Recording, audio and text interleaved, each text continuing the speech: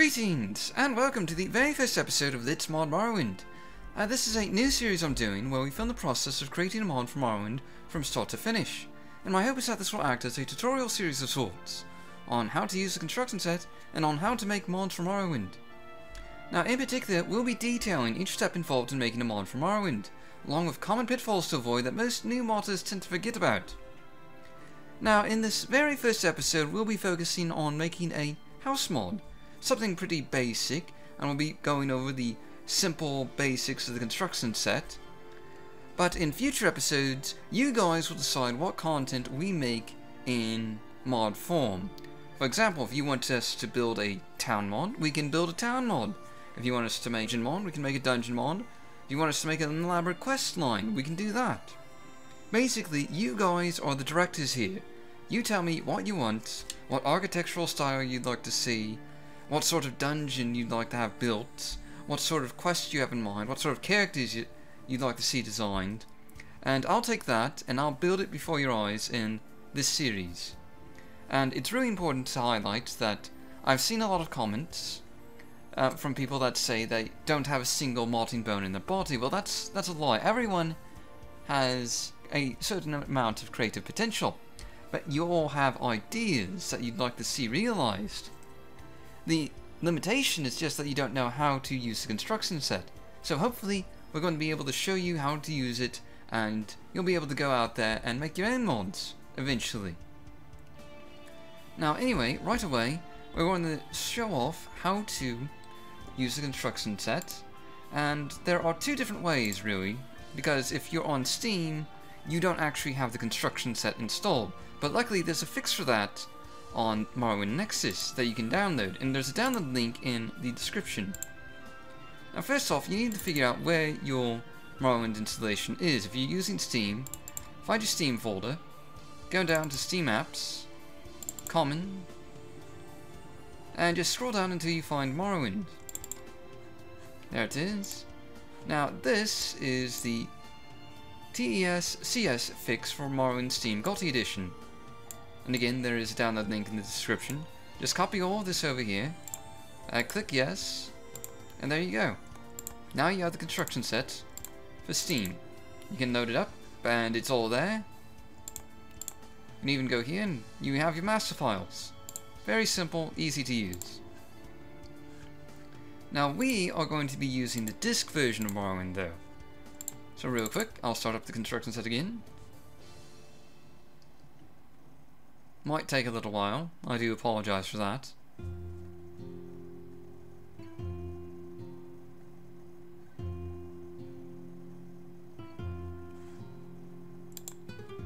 Alright, and here you can see our construction set. Real quick, we'll go over some basic terms. Right here in the upper right hand corner is the render window. That's where we're going to actually see all of our content when we load it onto the screen. Down here we have the cell view. This is a list of cells that are available, and over here would be a list of object IDs in that cell. And over here we have the object window on the left hand side of the screen. This has all the categories of objects in the game. And right now it's empty because we haven't actually loaded any master files yet. So first things first, let's load a master file. And we're starting out with a basic house mod, so all we really need is the Morrowind.esm. So we're just going to double click on that, hit OK, and it's going to load the master file for Morrowind. And again, this might take a second or two, or possibly a minute. It is a rather large master file after all. Alright, there we go. You'll notice that sometimes one of the windows doesn't pop up. That's just a slight bug. Alright, so here we have all of our object tabs. Now, the object window is divided into a number of categories. Activators, that we're on right now, are basically static objects that can have scripts on them. That's their main feature, is that they can have a script attached to them. And scripts are programming like, well, simple programming scripts that do basic functions. We'll go into that in a later episode. Then there's apparatuses, that's related to alchemy. There's armor, that's pretty self-explanatory. Books, again, self-explanatory. Clothing, containers. Containers actually has a lot of things in it, as things like barrels, chests, crates, but it also has flora containers in it. And that's something important to highlight, like mushrooms and flowers can all be found here. That's not really where you'd expect to find them, but that's where it is in Morrowind. Then you have doors, ingredients, lights, lockpicks, miscellaneous items, all that nonsense. There's also enchanting, which are enchantments you can add to items with. Spells, which are specific spells you can create and give to NPCs. And then, of course, the major category is the static tab. And the static category is divided into a number of its own subcategories, really. There's exterior items, which are listed here, and this includes exteriors to buildings. Like you'll see exterior house tall 01, exterior D shack 05, and these typically have correlating interior tile sets. Like when we scroll down, we can find... Alright, and there it is, ND shack 05, that's the interior for the exterior shack. And you put that into an interior cell. Now there's also furniture, that all starts with fern. And there are two major types of furniture. There's the common, which is imperial furniture, and the D, which is Dunmer furniture. And these are also divided into more subcategories, like DP is for Dunmer Poor, DR is for Dunmer Rich. Same with the Com here, you have Com P, Common Poor, and Com RM, which is Common Rich, basically. And there's more flora here as well. These are the exterior flora stuff that that aren't containers, such as trees. There's also vines, moss, ferns, all that sort of thing, all right here. Now right away we need to select an exterior cell to load. So real quick, we are going to scroll down and we're going to find Sida Neen. I imagine you all know Sida Neen, it's the starting location in the game. And we're going to load that, and it's going to take just a second.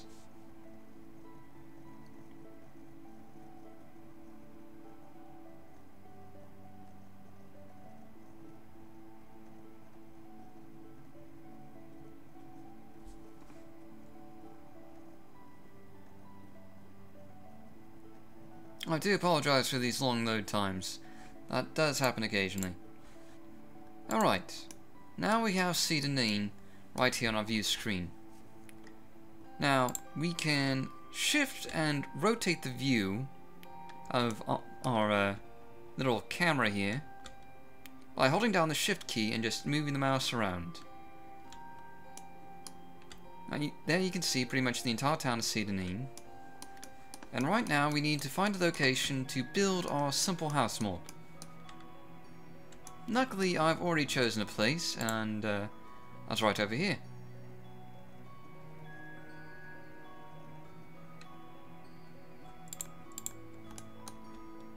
As you can see, we are in Bitter Coast region 0-11.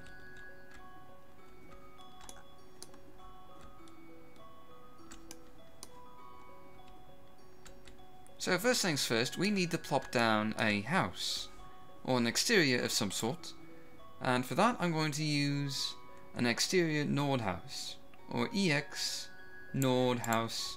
I believe it's 01 is the one I want. There it is. Yep, there we go. Alright, now we can hold down the Z key to just plant this into the ground real quick. Let's say right about there. That almost looks right, doesn't it? No, I think so. Yeah, maybe raise it up a little bit more.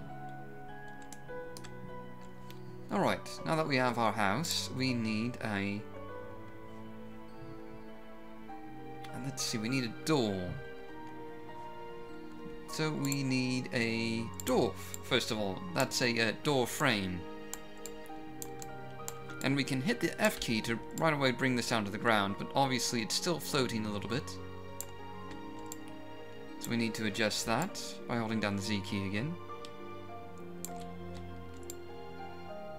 There we go. Now we can go ahead and put in a door. Pretty simple, right? Now doors correlate to their basic tile set. So for nodes, we have XNode door 01. Pretty simple naming system, really.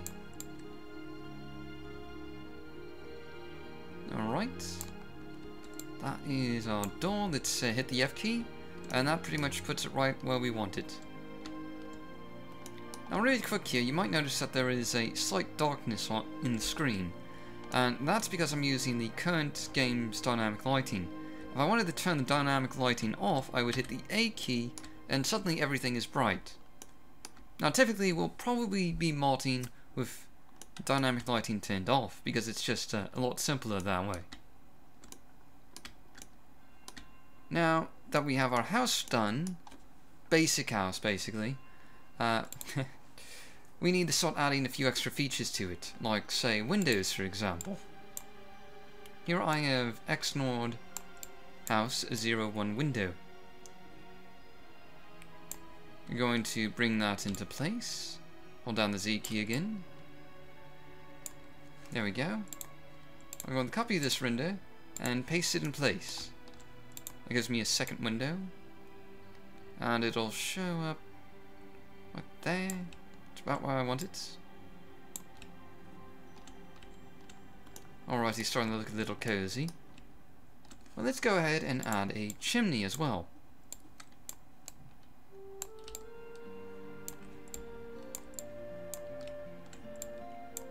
Now, if you're bored, you can go back to the main menu and sort of skip ahead if you're looking forward to a particular tutorial about the construction set.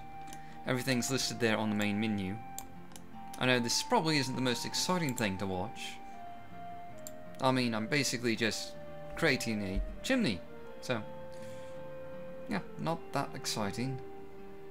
Let's see, I am looking for smoke, and chimney smoke is located under activators. Here we have it. Need to increase the height of that a little bit. Let's rotate it. Thinking that ought to look good. Ish. Good-ish.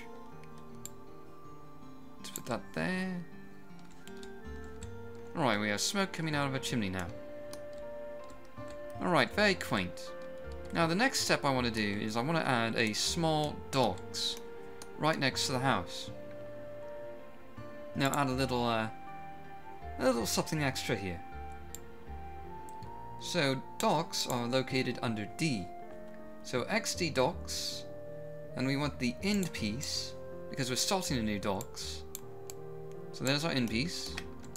Just going to increase the height a little bit. Now you might notice that strange little ninja monkey thing right there. That is a level-less creature. This spawned basically based on the player's level. This could be a mud crab, it could be a Quama forager, it could be a Nyx hound, might even be a cliff racer. So we're just going to delete that and not worry about it.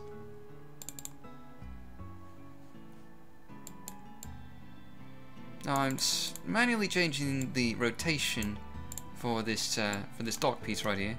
I like 90-degree angles because they're a lot easier to build docks with, truth be told. Right, we're going to get out some dock centerpieces next. And we need to know what the height level of this dock piece is so we can match it up. It's 140. So we're just going to type in 140 into this box. And then we're going to hit cancel. Hitting cancel saves changes made to objects. An important thing to note, and I'll really reiterate this in the future, is that you should never ever hit save when looking at object properties in the construction set. Just don't do that. Please don't. It creates a dirty reference and that's very bad. Now you notice I have a different centerpiece here that is a broken down version of the centerpiece. Has a plank missing. Rather atmospheric, I think. If you guys don't mind, I'm probably going to skip ahead right here, because this isn't that exciting. Alright, you can see I've finished building our docks, And right away you'll notice that these docks are just sort of floating a little bit.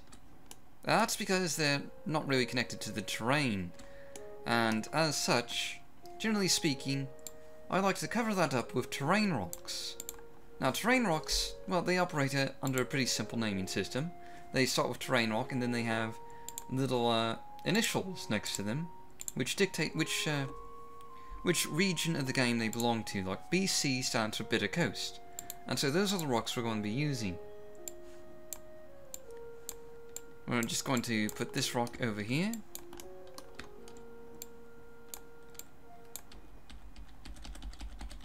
We're going to mash the F key until it hits down here. And then we're going to hold down Z. And there you go. Basically it disguises the fact that this dock piling isn't really connected to the ground at all. I do apologize for the lag. That does happen a little bit whenever you're rotating the view a lot. Just put another one here for that one. Alright, looks fine, I think.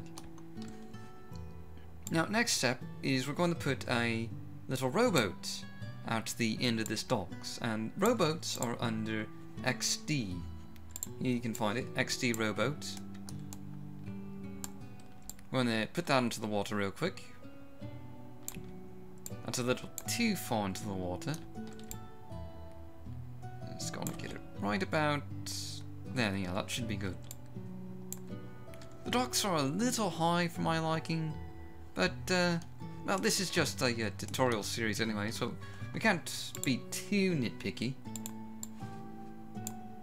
Now I'm going to add some oars to this rowboat, just real quick.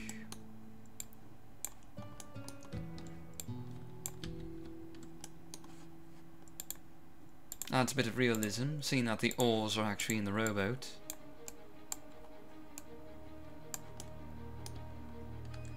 And for a small little extra immersion detail, we're going to add a cleat, or XD Docks cleat.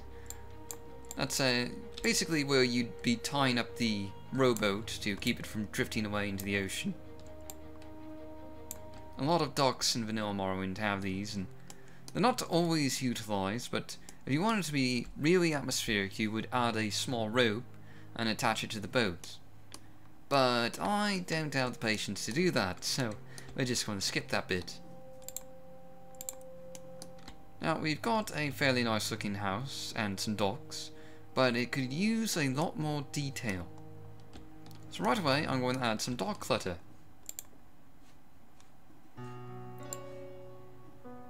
Which namely is going to amount to a bunch of various containers that I'm just going to strewn about the docks, give it a bit of realism, I dare say.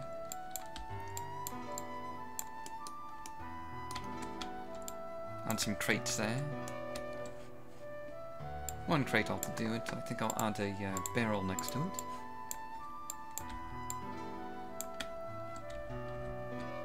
Fairly simple. Maybe a few sacks here and there. Now, you'll notice that the names of a lot of these containers indicate what they contain. For example, this sack I just placed is cheap food 5. That means that it contains 5 cheap food ingredients, which could be things like bread, or possibly rat meat, or something else of that nature. I think I'm going to add a few more barrels over here. Now, when you're doing exterior cluttering, you do need to be careful. For an interior designer, such as myself, it is very tempting to just over-detail everything. I once started a mod project where the average exterior cell had 1,500 objects in it, and that lagged the game like crazy. I think I had an FPS of like 3 in those exterior cells. It was a heck of a lot of work, and ultimately it all went to waste because it was completely unplayable. So you do have to watch out for that. You want to detail your exteriors, but you don't want to over-detail them. because you do have to deal with that nasty frame rate. I mean, Morrowind is an older game, it's on an older engine, it's not very efficient. Of course, that is something that will hopefully get fixed with Open Morrowind, but that is still sometime in the future, probably later this year. Oh, you notice objects keep disappearing. That's because I'm hitting the F key, making sure they're properly placed. Alright, that's not a whole lot of detail, but it's good enough for me, I think. Now, I'd like to add a bit more stuff around the house. So we're going to go to the static tab, and we're going to find some flora items to put around. Since this is the BC region, we'll be looking at the Flora BC items, in particular the Flora BC trees.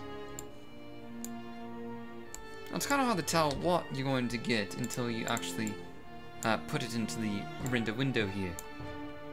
This looks like the tree I want, so I'm going to put this tree over here. Sort of a dead tree, but I think it adds to the swampy nature where this house is located. Then I want to find another small tree. That one will do perfectly. Look at all those vines coming off of it. Now I am using a tree replacer. This is a Morrowind graphics and sounds installation. So this may not look like what you have in your game. You might have vanilla Morrowind installed. And for some last bit of detail, I'm going to add some moss here on the side. We got BC Moss 01, that ought to do pretty nicely, I think. We're just going to connect it to the side of this house. Yeah, right about there, I think. That doesn't really do anything, but, you know, adds some minor detail. And now I think I want to add maybe a small fern right here by the dwarf, as it's called. Just get it over into place. I do apologise if this is really boring to you. We're about to move on to something else.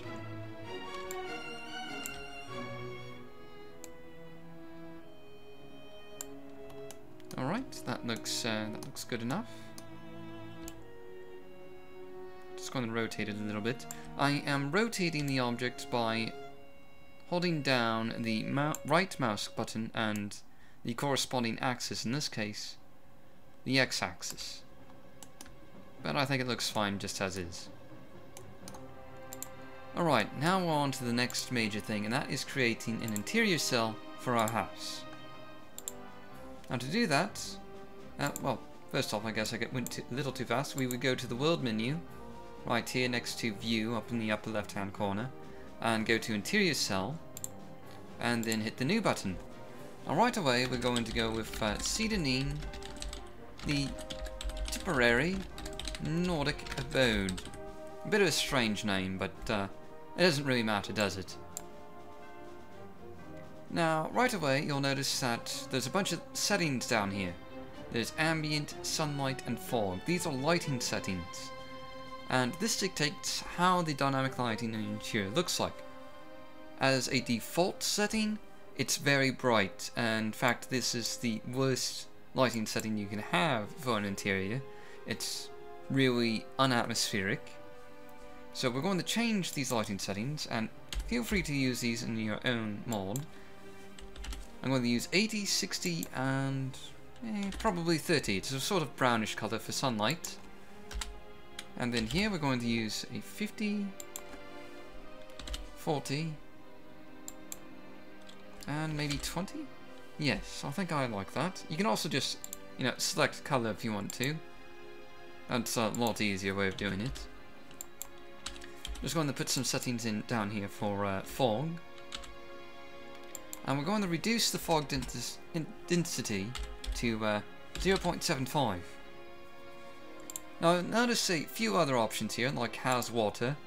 That adds water to the interior cell, and you can dictate the height by changing the value here. There's illegal to sleep here, which is pretty self-explanatory. It prevents the player from sleeping on the ground. And then there's behave like exterior, which allows it to basically behave like an exterior. but that also gets rid of our dynamic lighting setting. Fine. Anyway, now to finish making the interior, we just hit OK, and we got our interior cell. If you scroll down on the cell view window, you'll find it under Sedanine. There it is, the temporary Nordic abode. It currently doesn't have any objects in it, which is our next step, is creating a door marker to the interior cell. Now, to do that, you just double click on your door here, and you go to teleport, and you add the interior cell you want it to go to, which in our case is Sedanine, the temporary abode. Now, you can also lock your door, and I'm going to add a lock level here just so you guys can see it. If you had a key, you would select an object from the miscellaneous object tab as the key. And you can also set a trap. This, I believe, is from the spellmaking tab. You can just sort of add anything you want. You can even actually add restore a restoration curse to here, though it wouldn't really make a whole lot of sense for a trap. So we're going to find something a bit more, well, something that makes sense really, like say flame. We'll go flame. Now, an important thing to remember here is to always hit cancel. I mentioned this before, but do not create dirty references. If you hit save, you're creating a dirty reference, you're changing every object in the game. And in this case, that object is XNOR Door 01. And there are, I believe, 68 instances of XNOR Door 01 in the entire game. And you would be changing all of those by hitting the save button. Don't hit the save button, hit cancel. The problem with dirty references is that they can cause save game corruption, they can cause unnecessary conflicts with other mods, and basically they can cause a lot of problems. You don't want them. If you do create a dirty reference, you can clean it out with some mod cleaners, and I'll be doing later on in this video. But for now, we're going to hit cancel. And we are going to go down to our new interior cell, Sedanine, the temporary abode. We're going to double click on that to change cells to that. We're going to find a door marker. And looks like I forgot to turn off has water, so we're just going to change that real quick, get rid of the water, because we don't want water. And now we're going to get our interior set up. Now for a Nord house, it would be in interior house 01, because we use an exterior house 01. Again, it's a very basic naming system, very straightforward. Now I'm just going to put this on 0, 0, 0. Very simple, it's on the center of the grid. Now we just F down on our door marker. I say F down, but I'm not using it. Obviously that's not a cuss word. I'm using the F down to imply that I'm using the F key to bring the object down. Just so you don't get the wrong impression. So. Right, now we need a Nord door, or door frame, again. There's an interior version of this. Just going to put that right here. Maybe move it a little bit on the X-axis, and a little bit on the Y-axis.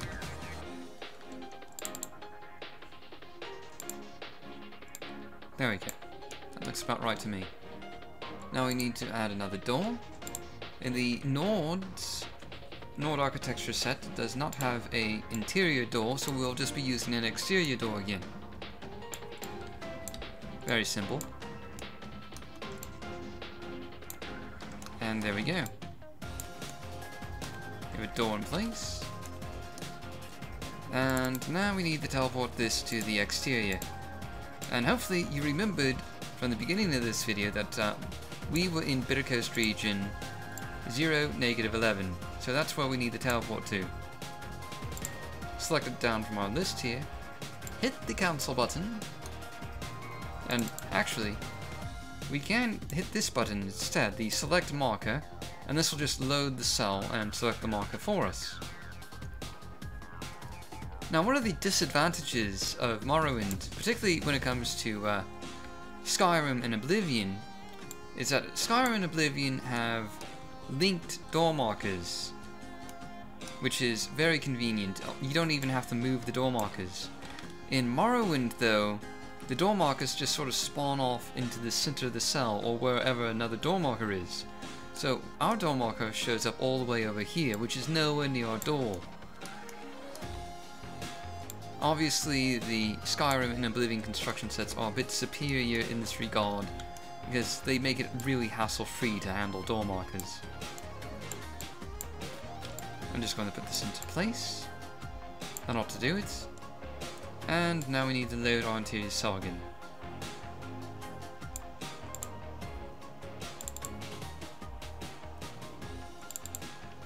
Now, the next step is adding a north marker. Now, for those of you who have been modding for a while, you're probably familiar with this. Those of you who are new to modding probably aren't, because north markers, well, a lot of people miss them because they're not easy to spot. But basically, in the static category, there's a north marker down here, and this basically dictates on the player's minimap which direction is north. Now, our house is actually facing south, so we need to get this pointed south. We'll need to adjust this manually later on because we don't know the exact direction the house is facing, the basic rotation direction anyway, and we won't know that until we play the game and do a little bit of experimentation. For now, just saying it's south is good enough, I think. Alright, now that we have our north marker and our door marker, we need to start working on the layout of the house. Now for the Nord tile set, it's pretty simple. You already got the basically the entire layout already. But I'm going to add a few extra things here. Namely, for the interior set, I'm going to include, since we have a chimney, I'm going to make a corresponding fireplace. And here we have it in Nord Fireplace 01 in the static tab. It's a little low, let's raise that up a bit. Say about to there, that should do it.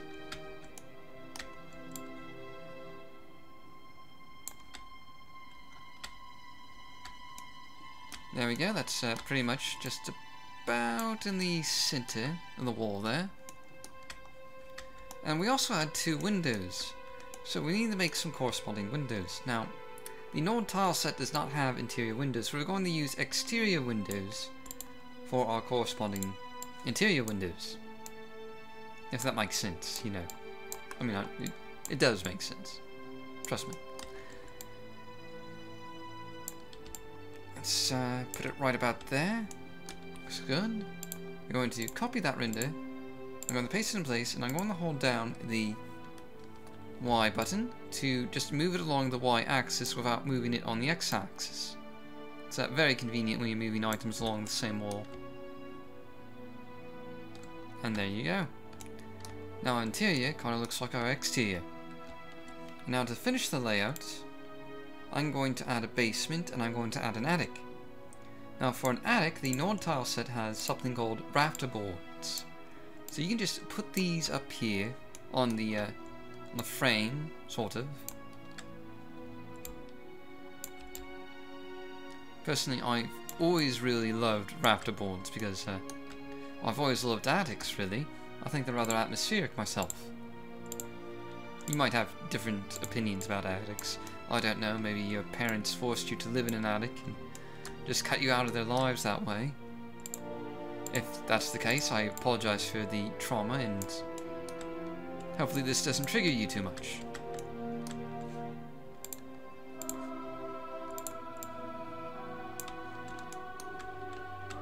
Now we're just going to put rafter boards in place here. Now we have to leave a little bit of space in between each rafter board, otherwise it creates a problem that I call object bleeding, or as Melkor kindly told me a couple months ago, is that it's actually Z fighting. And that's basically where there's an overlapping between 2 objects that are trying to occupy the same space. It's causing this weird visual glitch, as you can see here. Now you don't want that, so just leave a little bit of space in between each rafter board, and that'll prevent the issue from occurring. Pretty simple, really.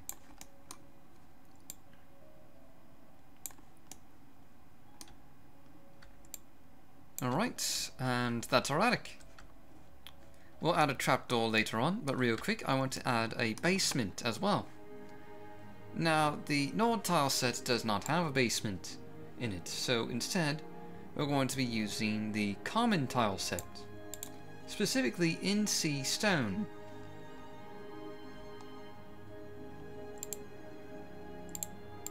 Which you can see here.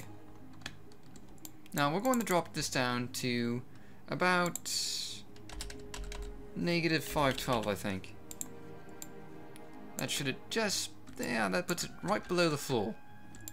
So that's exactly the right height we need. So let's copy render and paste in place. Now, these are tile set pieces. So you're going to need to have grid snap enabled. And we didn't cover this earlier, but we will now. Basically, go to File, go to Preferences, and here you can see Grid Snap and Angle Snap.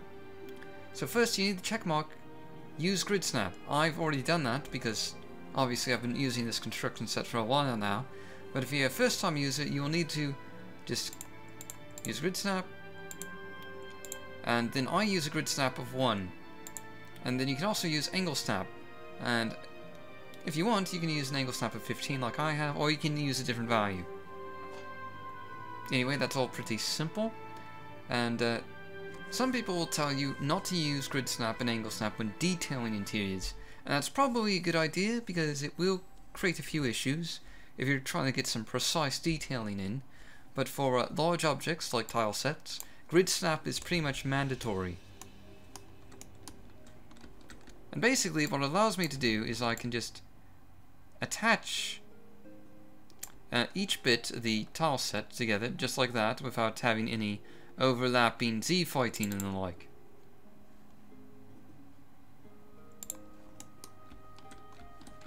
It just snaps pretty much right in place, hence the name Grid Snap. And I'm just going to quickly copy and paste a couple more.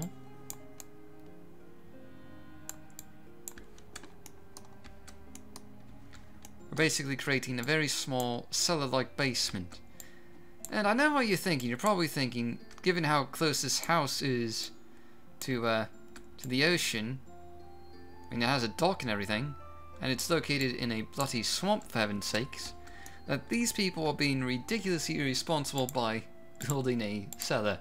And well, they are, but well. I guess for those of you who are really into immersion, this might be a bit of an immersion killer, but for the rest of us who don't pay attention to that sort of detail, I think it's going to be fine.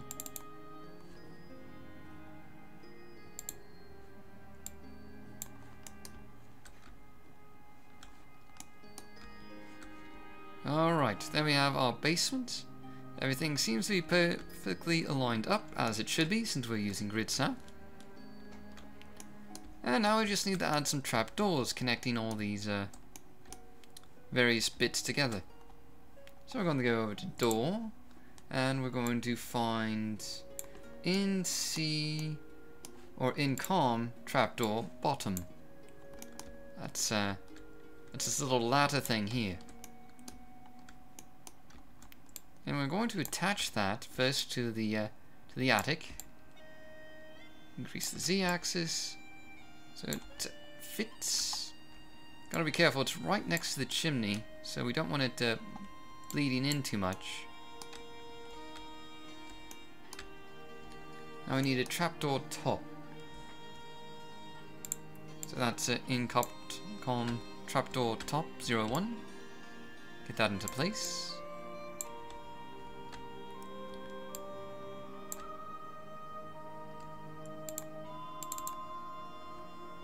Now ideally you want it covering relatively the same general area as the bottom of the trapdoor for conveniences.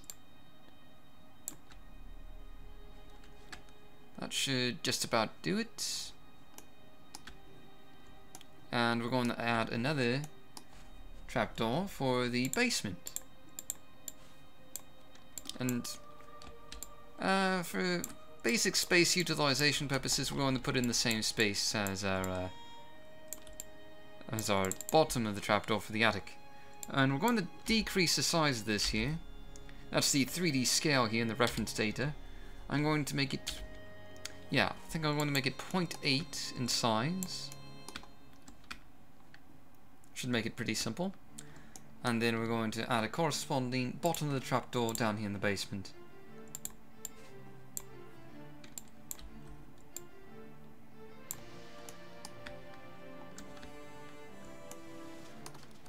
Just get it so it's a little bit below the rafters.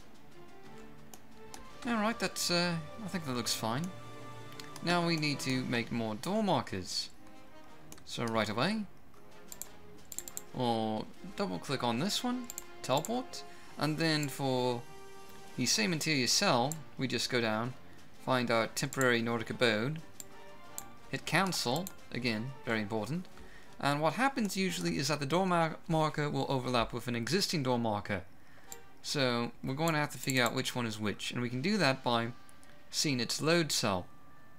See, the load cell is its originating door that's associated with that door marker. So that one is the one for Bitter Coast, so that's our exterior door marker, and this is our interior. So we're going to put the interior one here, and put the exterior one back over here. No, wait a minute, that's not the right spot for the door. This is supposed to be up in the attic. Ah, silly me.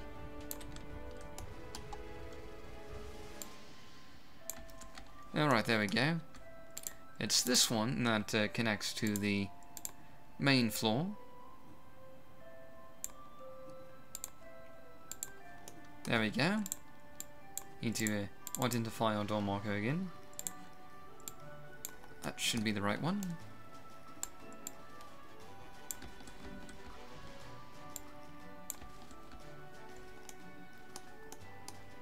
And then, yet again, for the basement. Actually, I think I'm going to skip over a bit of this part, because this is just a bit tedious, I imagine. Alright, all of our doors are now linked. So the next step is to begin furniture placement. And most of the furniture is going to be located under static, except for beds. And I typically start out with a bed because well, it's in a different category for one thing. It's under activators, and you'll find it under active DP bed if you are using Dunmers, or active com bed if you're using a common tile set, which we are, so that's what we're going to go with. And here I have com bed 04, and I'm just going to place that into my interior cell. Now beds are activators because they have, you know, a script attached to them naturally. They let you rest when you click on them.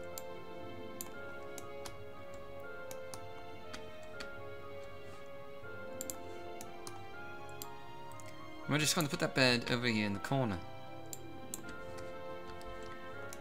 And another step we need to do actually is tapestries. And that is under statics. Now tapestries just sort of, you know, detail the walls, you know, make it a bit more comfortable looking than just say a bare stone wall. And for commons, we've got Fern Common Tapestry 03, which is the exact one I was looking for actually. That was a lucky guess. I like to color match my interiors so that the rugs, tapestries, beds all have the same general color scheme, which in this case is green. Oh, I'm just going to oh dear me, I've lost my object. Well, I'm just going to attach these to the walls. Not too much, you know, just to get that hanger in there a bit. And I'm also going to raise them up a little bit so they're not bleeding in to the floor at all.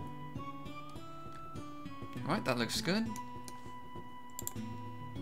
I'm just going to copy and paste and just sort of scatter these about everywhere.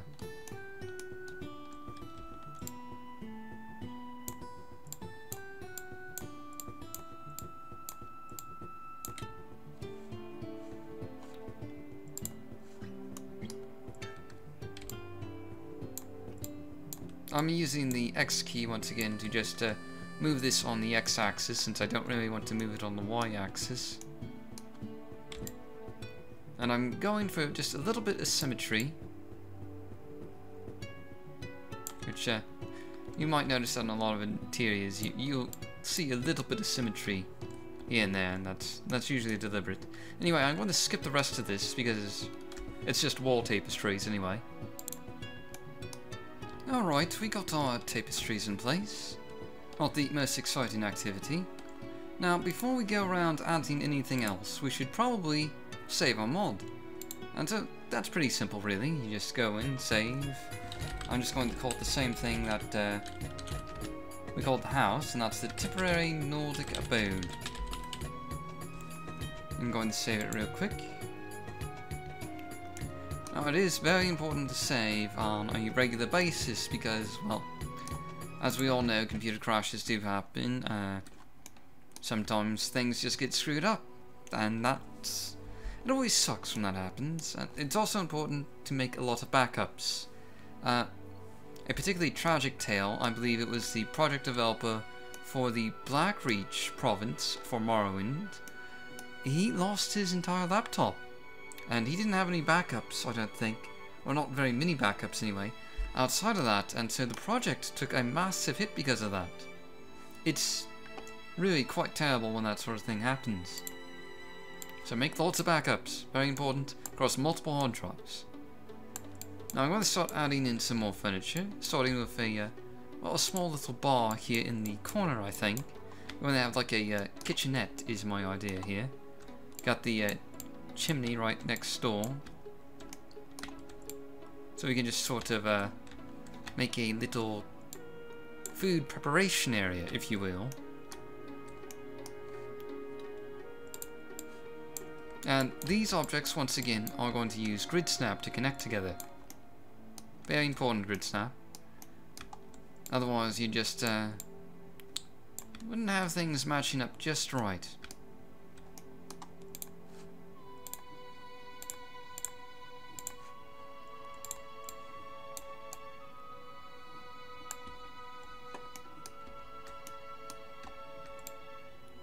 Going to put that into place.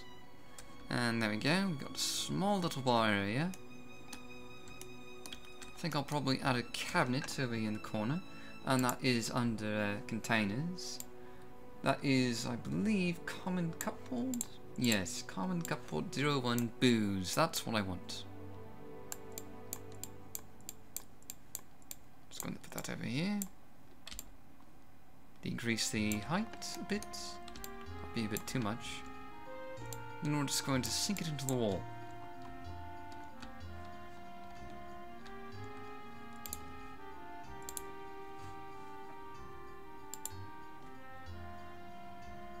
Alright, so furniture, as you saw before, is in the statics category.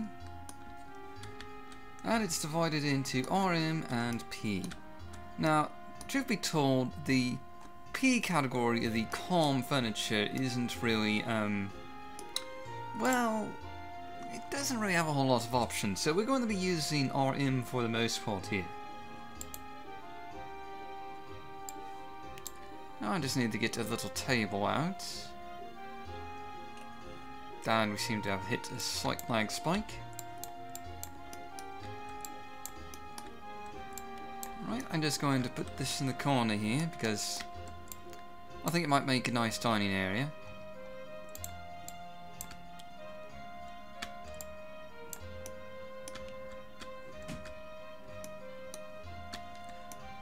Alright, so now for some chairs.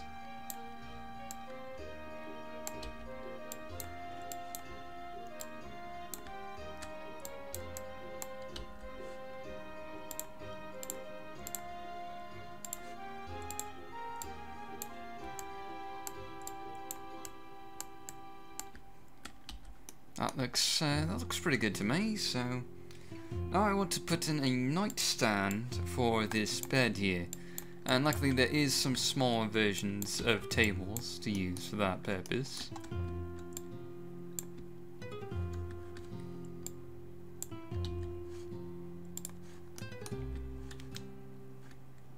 Alright, now as you can probably tell, the first floor is mostly cluttered in terms of furniture. But I do want to get a few containers in here and there. So going to add, I think, at least one chest. At least I think a chest would look pretty good here. But let me see what we have available. Well, that's a generic enough chest, I think, to use.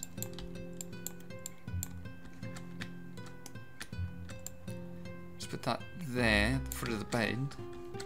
And, let's see. I'm thinking maybe a basket. A basket of food. Maybe right here. A little too large. Going to drop that down a bit in size. I'm using the S key for that, by the way.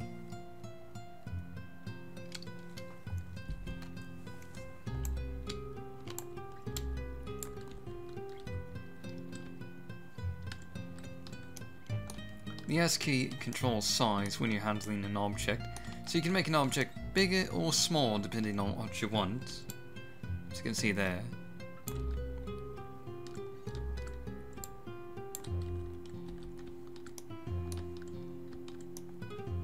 Now I'd like at least one sack, maybe two. It's just I always populate my interiors with lots and lots of sacks. No particular reason why, I just imagine most people probably have a lot of, well, food stored away here and there where they can.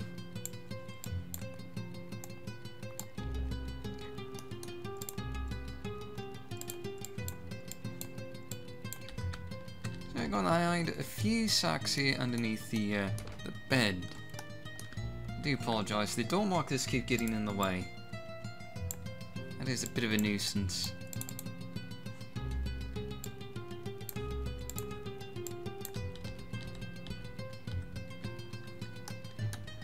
Alright, there we go, you got some sacks there, looks good. And just because I really don't like a bed without a pillow on it, I'm going to go ahead and I'll throw a pillow there. Usually I'd save that for the actual detailing phase of building an interior, which is later on after we got all the furniture and containers in place. Now with sacks and pillows you do have to bleed them into the ground a little bit. Not a whole lot, but you know, just enough to sort of get the impression that it's a object that's supposed to sort of sink in a little bit.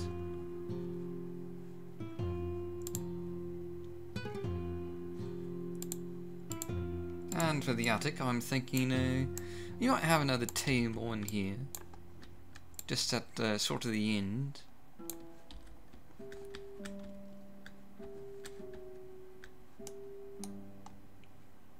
Maybe someone has a little workshop up in the attic, who knows?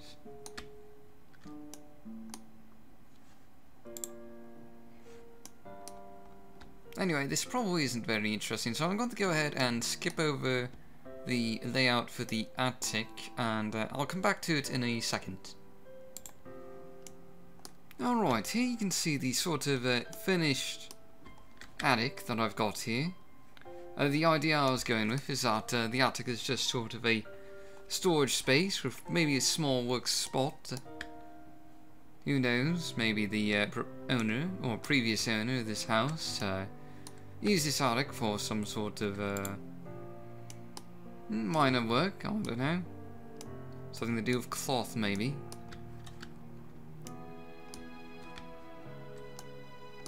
But yeah, that's basically what I'm using the attic for, is just some storage. Got a lot of containers in there. So now we just have to work on the cellar, get the layout for the cellar ready. And I imagine that whoever owned this place, this theoretical character that we haven't actually created yet, was probably using this cellar for primarily food storage, because of course it's a just colder in a cellar like this than it is in the top floor. And maybe they had maybe they stored their catch from fish here. Maybe they stored their caught fish, and quite possibly maybe some extra pots related to their rowboat, maybe an extra rowboat, who knows, anything's possible. And almost certainly they would have stored any alcohol, I would imagine, down here. So with that premise in mind, I'm going to start laying out the cellar for some furniture. Starting with perhaps a wine rack or two. Just over here in the corner.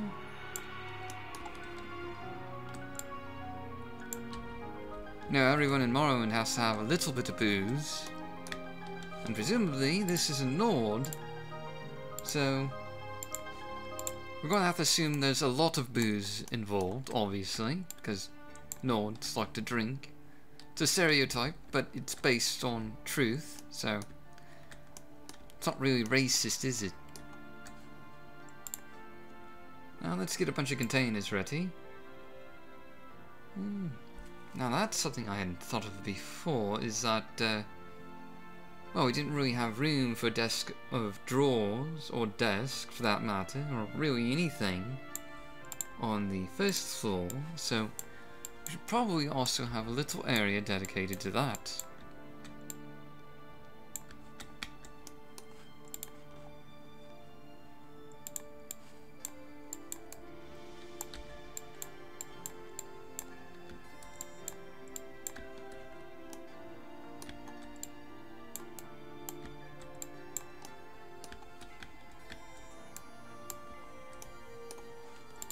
I'm just going to make a little triangle stack of crates here.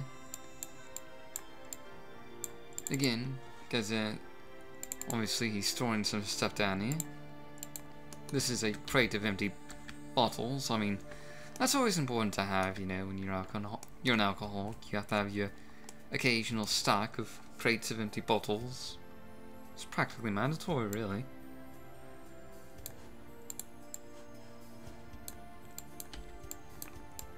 I'm going to throw a barrel in over here.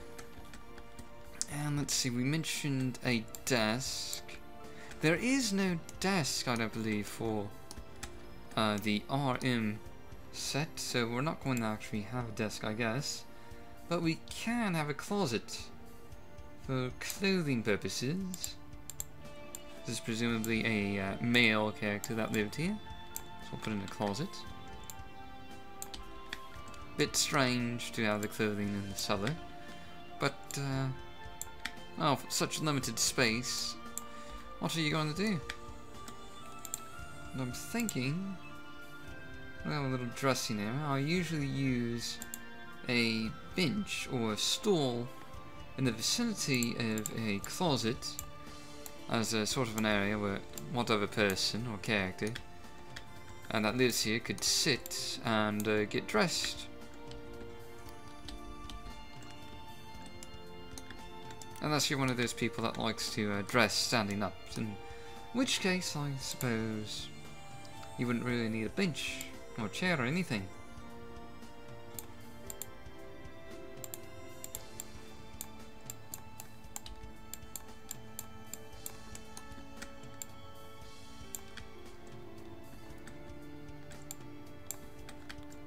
I'm going to scatter a few more containers about.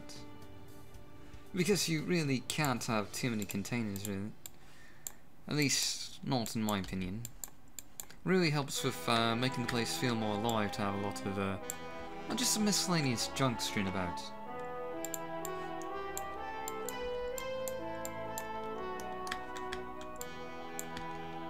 Of course, I'm going to go for a bit of a triangle design here again. You know, just throw things on top of each other.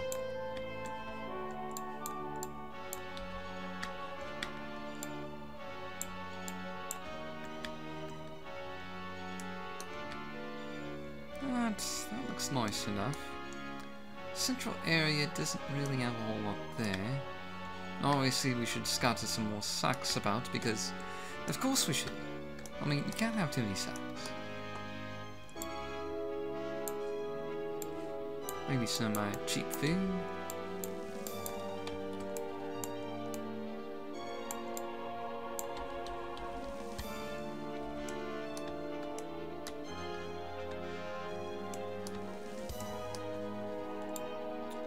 Possibly a random chest, like say this one. Oh, that looks like it'll fit in there fine enough.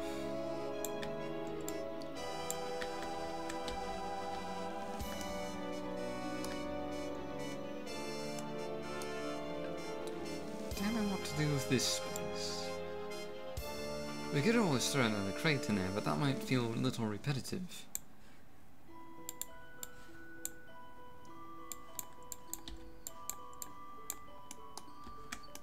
But let's do it anyway. No harm, no foul, right? I mean, this is just a temporary house mod thing. Don't even really know what it is. Not yet, anyway.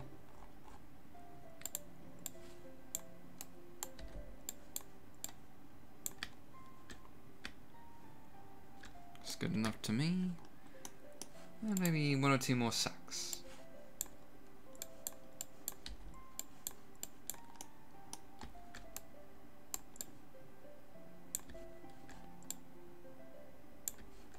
Again, leading them in just a little bit.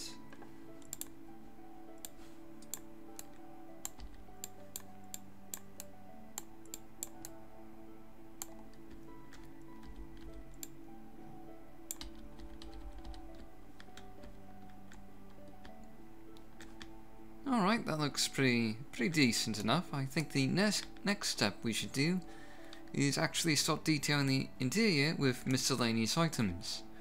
And that bit is always going to take the longest in interior design, because you have to really scatter a lot of objects about, and that's really the bulk of objects in any interior cell is going to be miscellaneous detail.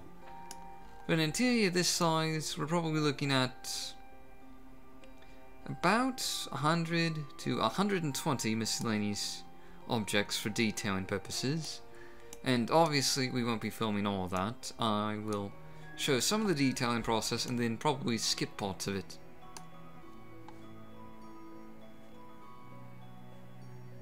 Alright, to start off detailing, I think I'm going to start working on the kitchenette area, because that just seems kind of practical, really, you know. Getting a little bit of the food preparation area done. Now we'll be using a lot of miscellaneous items for detailing, because, well, that's what miscellaneous items are for.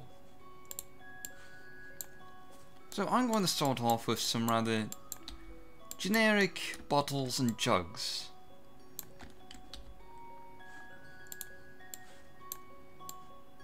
Oh dear.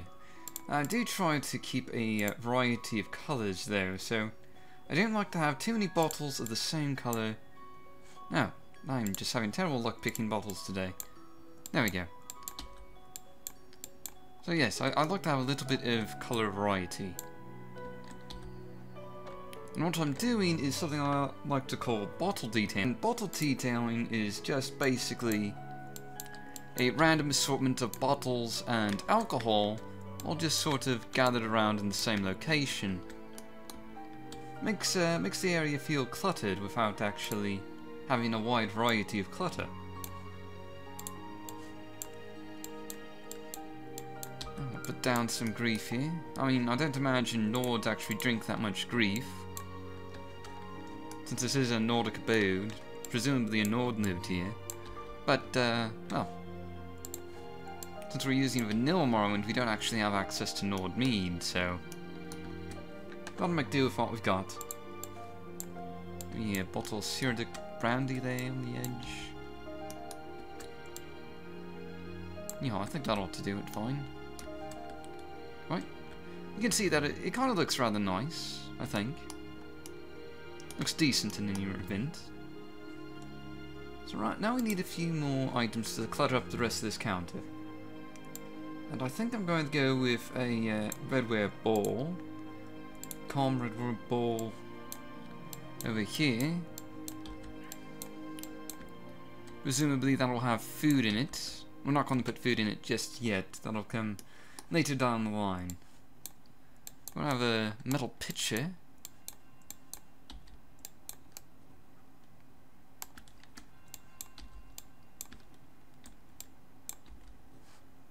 And that looks about good enough. And now for some cloth, I think. These are technically listed as Dunmer material, but no one's going to care, I don't think. Just some folded cloths, you know, napkins and the like.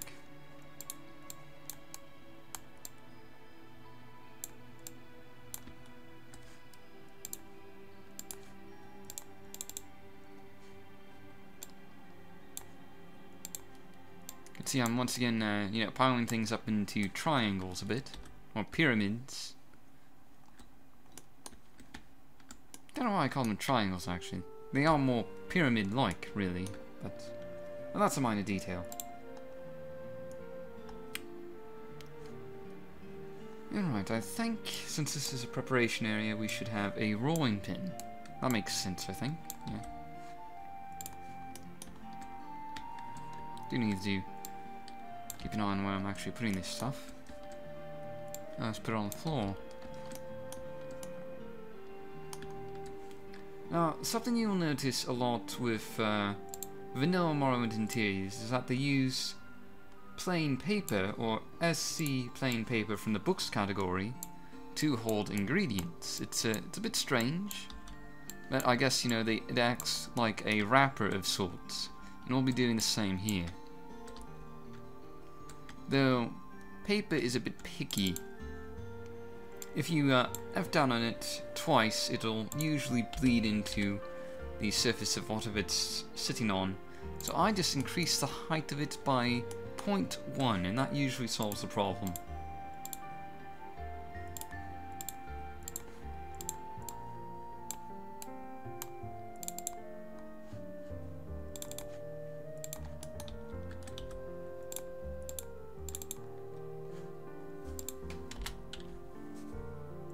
There we go. Looks good enough to me. And now to get some ingredients out there.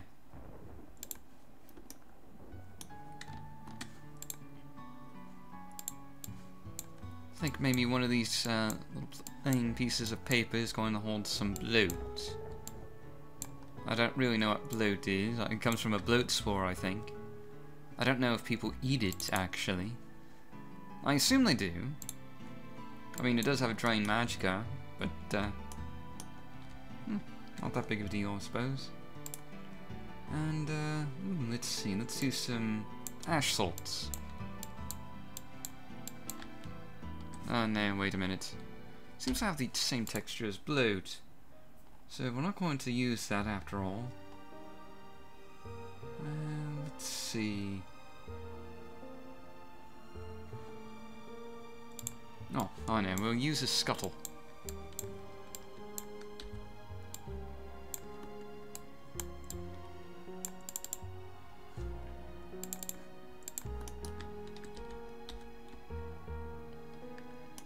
Alright, that looks fine enough to me. And now I'm going to go on to something a bit different, and that is item creation. So, first things first, to create a new item, you just right click on the object panel, in my case it's the alchemy panel, and you select to create a new item. And the first thing you need to do is put in an ID. In my case I'm going to put in _dag. This is a Litsmod project, so Litsmod Morrowind 01 is the number of the item, and it's going to be a flask. I'm going to put in the name of the item, flask of water. Something simple. I usually include a flask of water in all of my mods. If you've played a Hermit's Request, or of Justice and Innocence, or even I think Redania Village, they all have flasks of water in them, and that's just a little something. Now you can see here that I'm selecting the mesh for this file from my construction set disk because I again have the physical game version. So I can just go down to meshes and select M, which should have everything I need in it. I'm looking for a flask. There's a flask, flask 01, that's what I want. And change this to TGA.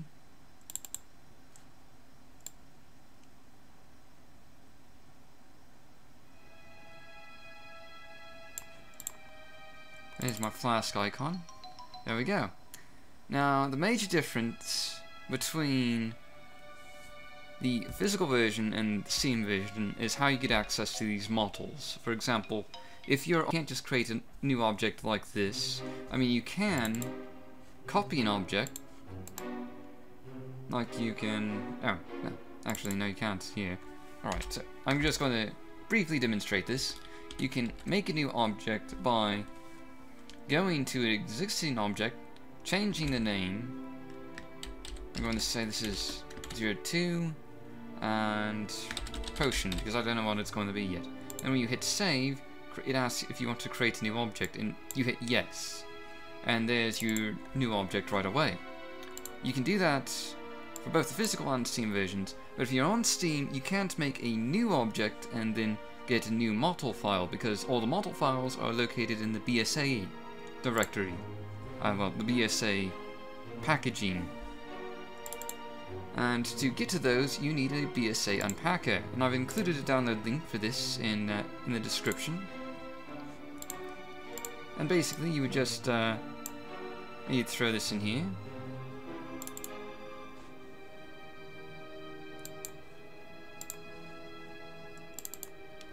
And then you would go to unpack. Oh, wait a minute. Silly me, I think this needs to go in the data files directory.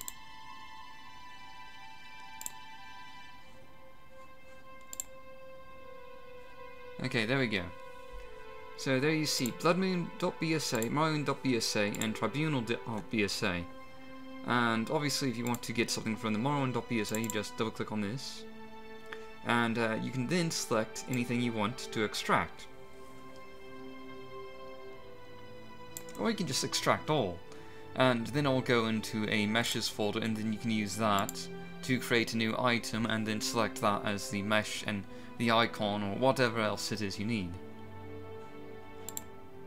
So that's pretty simple to use, so I'm just going to close out of this real quick and get back to the physical disc version. And for an alchemy item, you can basically select a number of effects.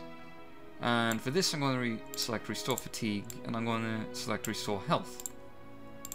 Duration, 15 seconds. And magnitude is going to be about 2.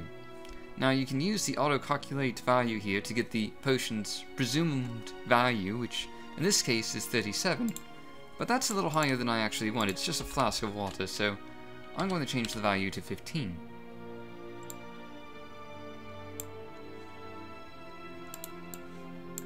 And there's our new object in the game. Kind of hard to tell if it has water in it. It's just a see-through flask after all. I mean, it doesn't really, I suppose, but that's really just up to your imagination. Now, you do have to sink flasks and certain bowls in a little bit because they have pointed bottoms for some reason. It's very strange. Now, anyway, now that I've shown that, I'm going to go ahead and skip ahead and do a bit more detailing on my own, and because detailing can be a little bit boring if you're a viewer. So I'm just going to pause here and just do a little bit of detailing on my own, and we'll resume in a second. Alright, we're back, and as you can see, I've added a few mugs over here to go along with that metal pitcher. Filled the bowl with some crab meat. And I've set the table with some items. Still need to add some ingredients onto these plates, but before we do that, I understand that a lot of people probably don't like all the, well, tedious amount of work that goes into having to minusculely detail everything, so I am going to show you a shortcut real quick, and that's the same shortcut that Bethesda used when they created Morrowind. And that is the Clutter Warehouse. Now, the Clutter Warehouse is basically an interior cell where Bethesda sort of set up a bunch of furniture that was already detailed with a bunch of items. See, you can see that there's a bunch of tables that are already set. You got bookshelves full of items, and I believe there's also a wine rack around here somewhere with items on it. I think that's in this interior cell. But basically, what Bethesda would do is just take a table or something like that. They would copy the render and then they would paste it into a new cell. And that's something you can do if you really don't like doing all the hand detailing work that well, comes with doing it all yourself. Personally, I've always preferred doing all the little detailing every single time. I've never copy and pasted anything. I have never copy and pasted an interior. I've never copy and pasted a table set. It's just not something I do. But that is an option if you want to get a detailed interior, but don't want to take necessarily all the time to manually detail everything yourself. Now, with that said, I'm going to add a few ingredients onto these plates. You know, maybe whoever the previous owner of this place was, they were just about to sit down to dinner. Maybe they were going to have a delicious hound meat steak or something like that. When they change the size to about 0.7, I think will do it.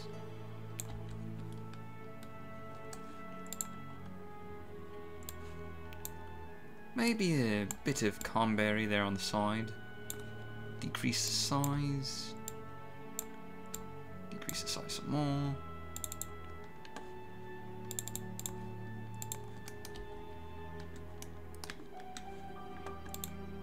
And perhaps this previous owner was going to have a guest over. They're going to need some food on their plate. Bit of scrib jelly. Tasty stuff, that. Don't actually know if it's tasty. I've just, you know, always sort of assumed that it was pretty tasty. And I'm thinking maybe some crab meat, since we have a wolf crab meat over there on the kitchen prep area. So I can select this item. There we go.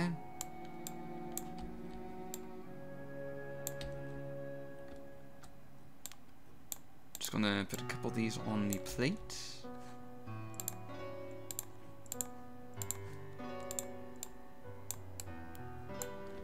What a delicious dinner they're having. Now real quick, I think I'm going to want to add a platter. Perhaps have it decorated with some bread and some other things like that. Let's get a redware platter. Let's throw it over here. Seems about right.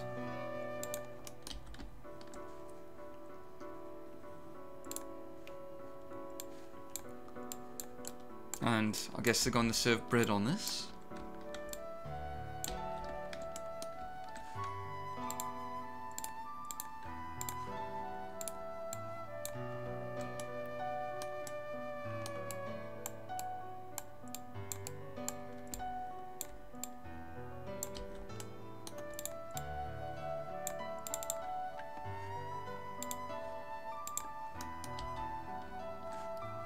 Going to copy and paste it one more time.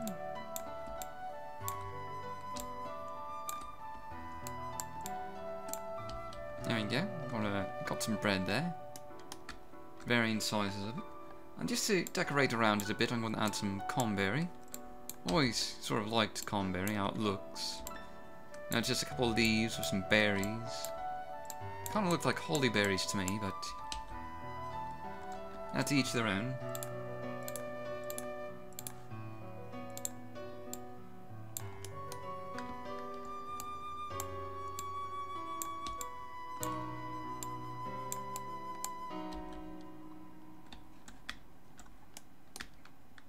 And there you go. Personally, that table looks pretty detailed to me so far. I've still got the nightstand over here. And, you know, I imagine that someone who's about to go to bed is probably going to maybe read a book for a little bit. And that's what I used to do a lot. So I'm going to pick a book over here from the book list. Now, book skill indicates that it's a particular skill that gets learned if you read it. And you can see that there is acrobatics. That means that you'd get a skill increase of acrobatics or athletics, etc. and so forth. And well, the important thing to remember is not to use too many of these skill books because it can be a little overpowering. I mean, a skill increase is like 1/10 of a way through a level. So you have to keep that in mind. You don't want a house mod to be too uber and have too many skill books. So I'm going to add a single skill book. In this case, it is, I believe it's the Rio Guard, yes.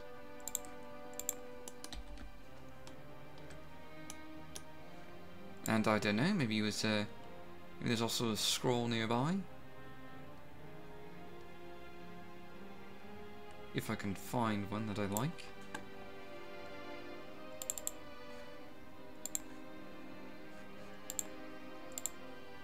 We'll go with the Guide to Sadrith Mora, I suppose. Why? I don't know why.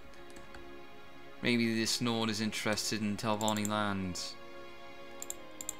If I was a Nord, I wouldn't go anywhere near the Telvanni lands, but this fellow's a curious chap.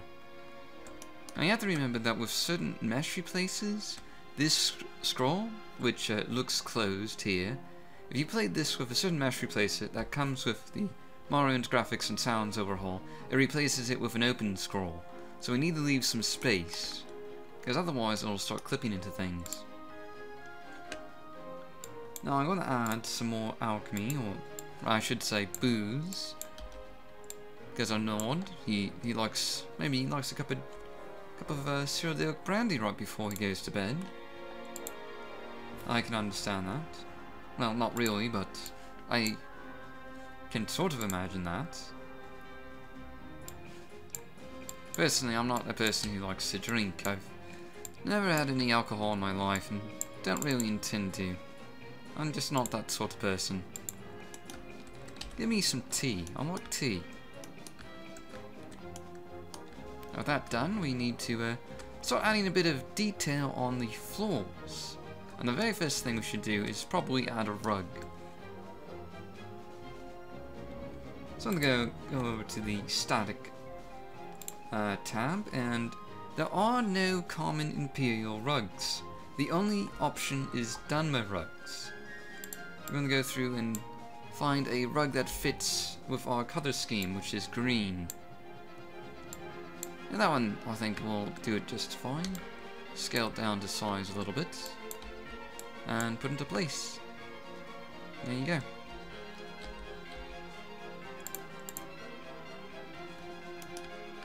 That should be about where I want it, yes, I think that's it.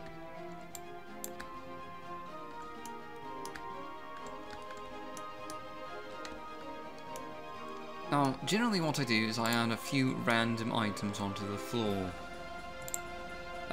Particularly, I like to add a lot of small gold pieces that perhaps rolled out of someone's pockets and they didn't notice and didn't pick it up again.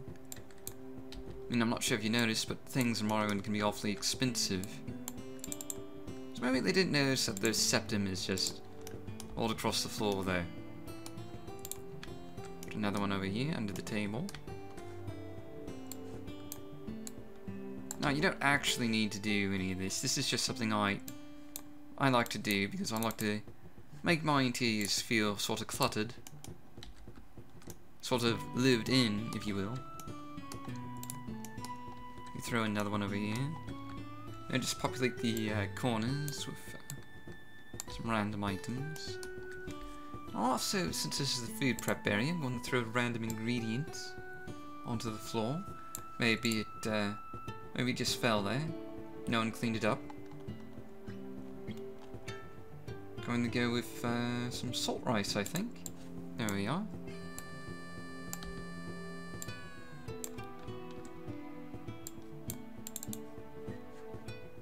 I mean, a Nord is living here, right? I mean, they're not exactly the most cleanly of people. No offense to any Nords listening in on this. I'm not implying you're all dirty, you're just, well, you're mostly in-walls, is what I'm saying.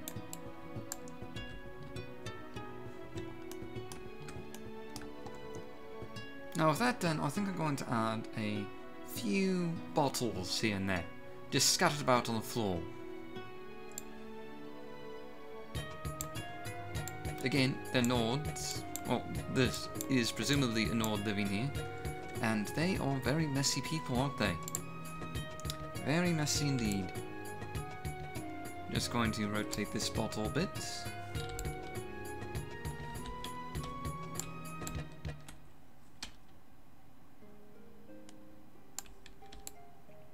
You want it to be about at 180.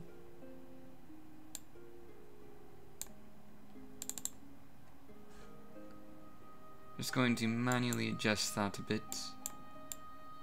Should be at exactly 270.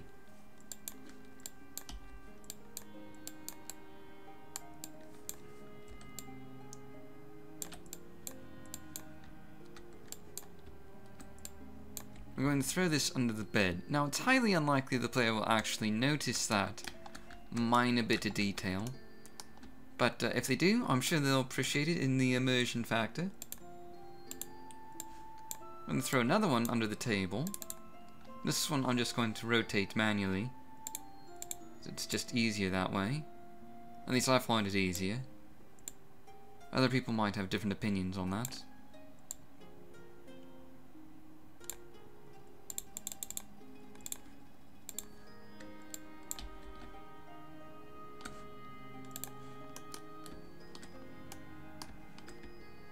So we've got a couple bottles lying around on the floor.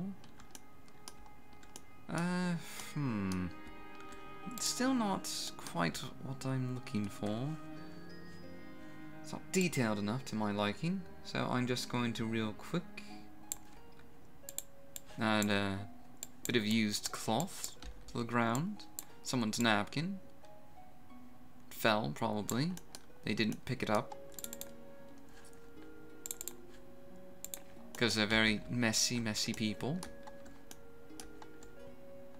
We can't judge them too harshly though, I mean, it is Morrowind, it's sort of the outer provinces of the Empire.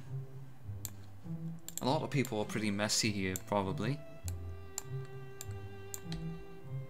Let's go and add some gold here, just some random gold.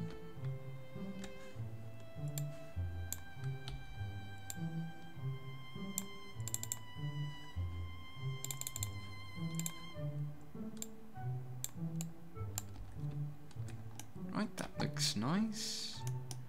And just one last ingredient. Probably this Nord had a late snack. Didn't really look where he was tossing things, and some script jerky just ended up underneath the nightstand.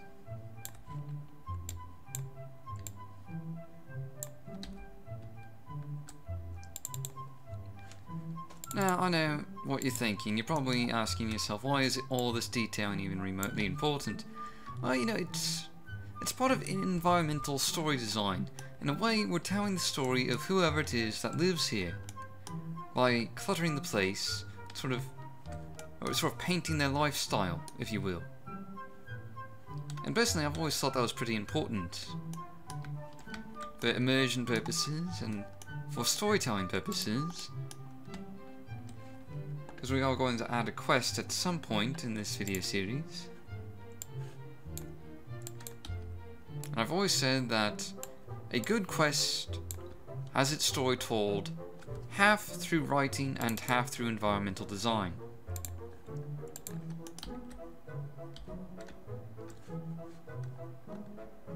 Alright, that is our first floor detailed. We still have the attic and of course the cellar to do. I'll be doing some of that off camera though, so you guys won't get too bored.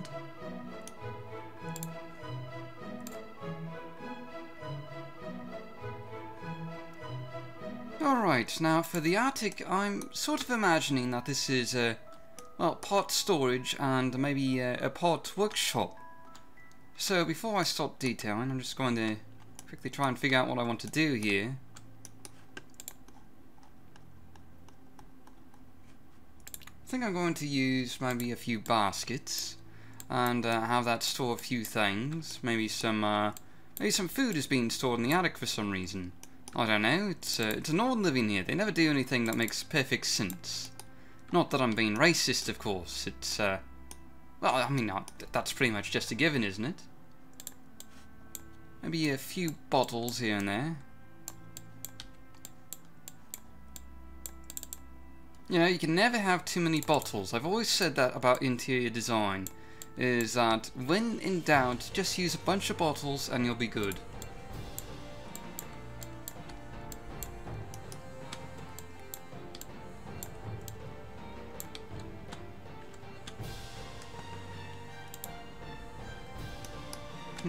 Now I think we could also use a few bolts of cloth.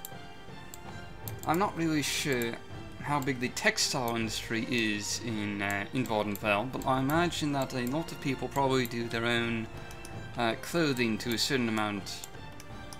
Like a lot of common clothes, probably. So they need a little something to, well, to patch up their own clothes when they get damaged. That goes for Nord just as much as any other race, really.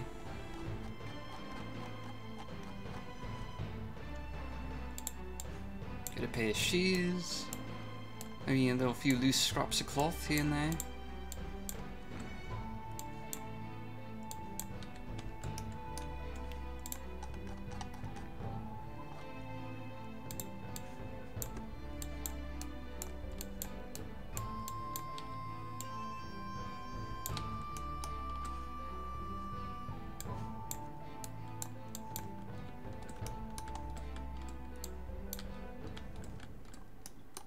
Alright, that's basically out there for what I want to do.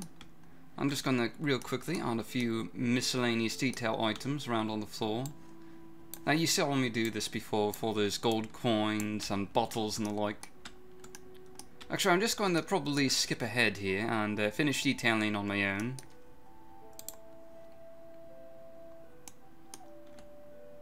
Alright, that's the attic finished detailing. As you can see, I've added a few items on the table, some gold coins, some ash yams in the basket there. Also added a bunch of bottles, gold coins, ingredients to the ground. Plus a few things on this bench here. And of course, a few random bottles scattered about on the crates. Because why not? Anyway, our next step is to detail the basement here, or the cellar. Now we've got a few things going on here. We've got a closet, so we're going to have some clothing related items scattered around down here.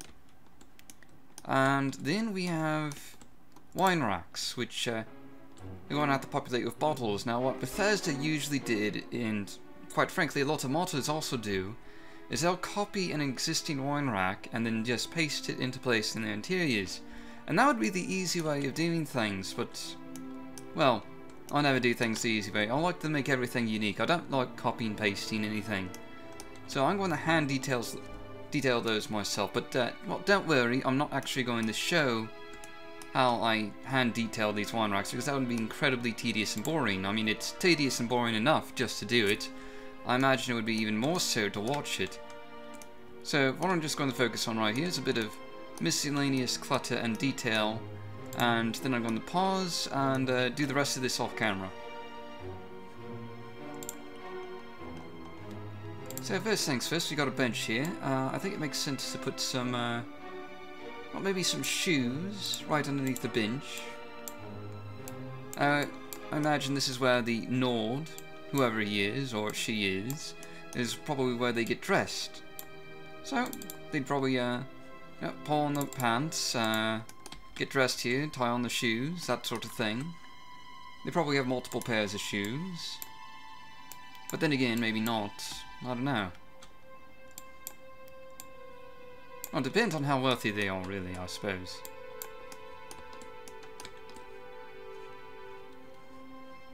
Now, since we're dealing with a Nord, it might make sense to have a pair of boots as well.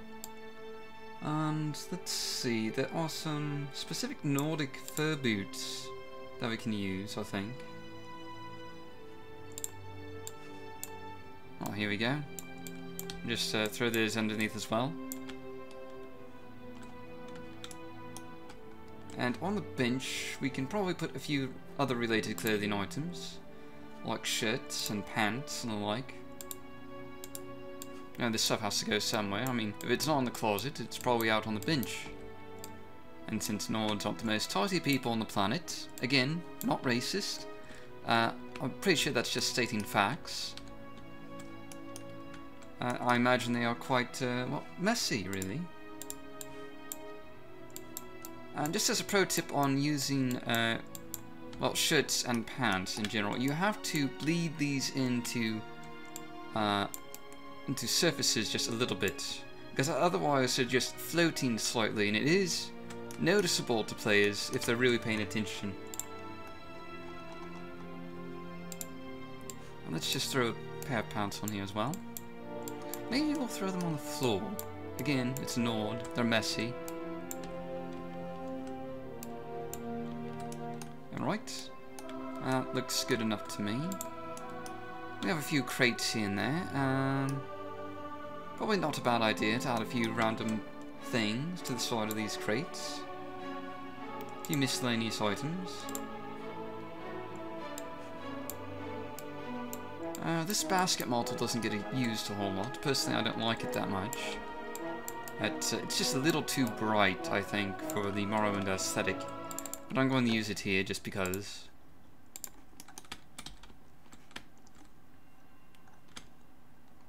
I'll detail that later.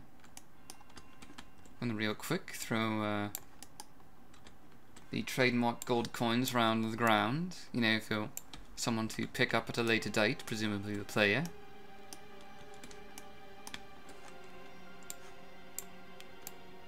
Do like to leave a lot of clutter strewn about my interiors. And now let's see, since we're dealing with a Nord, I think an axe, you know, just off in the corner might be might not be a bad idea. Maybe a war axe, that's what I'm thinking of here. An iron war axe.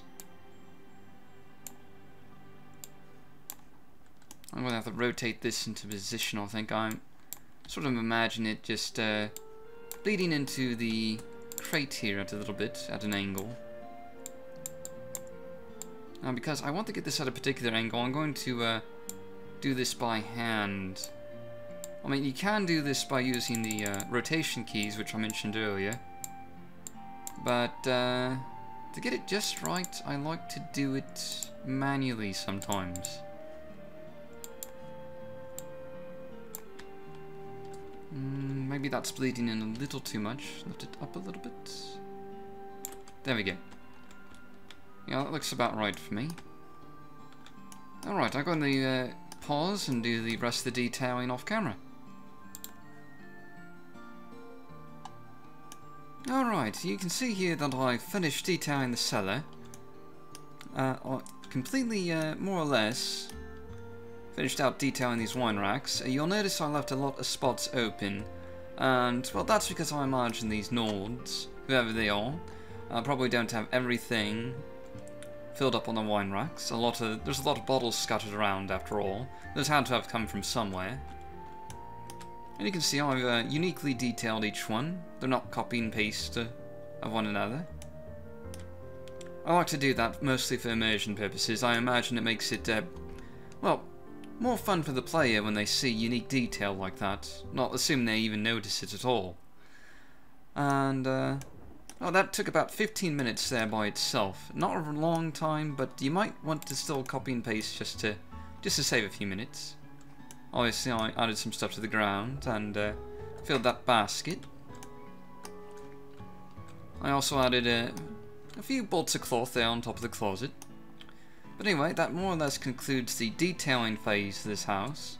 Now, there is one more phase that I like to do, and if you've played any of my mods, you've probably noticed this a lot, like with a Hermit's Request, or Justice and Innocence, or the Haunted Tavern of the West Gash, which are 3 of the mods I've done. It's that I like to hide unique items in each of my buildings and interiors. And I'm going to do that here as well, just to really quick show it off. So I'm going to make a new weapon as my, well, first unique item. And,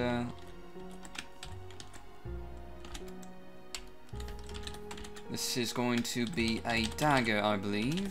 So I'm going to name it a dagger. Going to find short blade, one hand.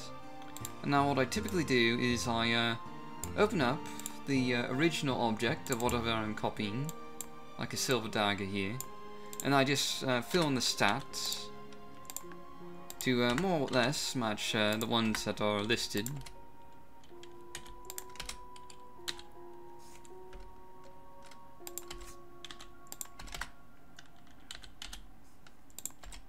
We're going to change the value naturally because this is a unique object.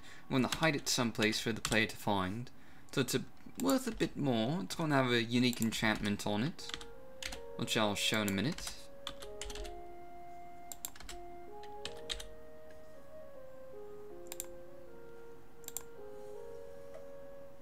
Now I have to get the art file, and of course if you're on Steam, you would get this from the BSA archives, like I showed before. And weapons are obviously under the W photo. Sorry. That didn't quite come out right. Sometimes I jumble words together, I'm not sure if you noticed that. Right, there's our icon.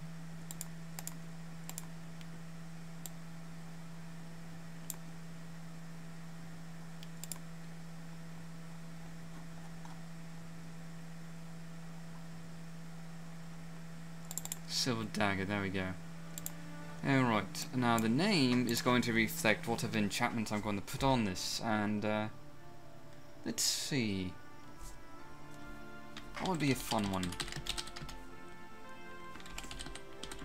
Dagger burdening fire. That sounds like a lot of fun. So this enchantment that I'm going to make is probably going to involve a fire spell and probably a burdening spell.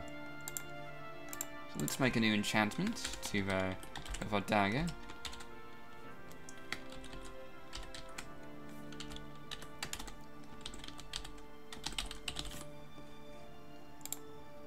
This is going to be a cast when strikes, and our first thing is going to be fire damage, followed by burden. Now this is the great thing about Morrowind, there's so many fun little spells that you can just sort of combine together and make these crazy enchantments. I love it. Now for cast when strikes, we really want on touch. We can leave area 0, and that'll just mean it'll inflict the damage to only the individual being struck and not to the general vicinity. For fire damage, I'm going to say 1 second, and for burden, I'm going to say 5 seconds in duration. I'm going to say we want between 5 and 20 fire damage per strike. That's not too uber, there's a random chance it'll be anywhere between 5 and 20 points. And for burden, I'm thinking probably again between 5 and 20. It would take an awful lot of strikes really to overburden someone with that amount. Here we can automatically auto-calculate the charge amount. Now the 60 here means that that'll be the total charge. So, no, just ignore that. Don't know why that keeps popping up. 60 would only allow this dagger to be used 10 times before it needs a recharge. I'm going to make it 120 so that it can be used 20 times instead, which seems more appropriate to me. Now we're going to add this enchantment to the dagger, which is really easy to find, it's right there. Then I'm just going to hide this dagger someplace in the house for the player to stumble across. Of course, if the player is watching this video, they'll pretty much know right away where I've hidden it. There's a good spot. Thinking right behind this chair, maybe.